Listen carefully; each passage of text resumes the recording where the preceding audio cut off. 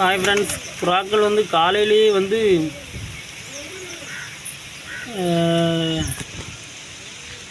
நல்லா வந்து இறை சாப்பிட மூடில் இருந்திருக்கு.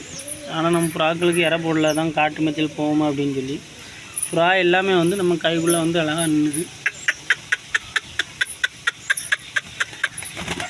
நம்ம இறை போட போட நம்ம கைக்குள்ளே வந்து நிற்குது. ஏன்னா எல்லாமே நல்லா பசி.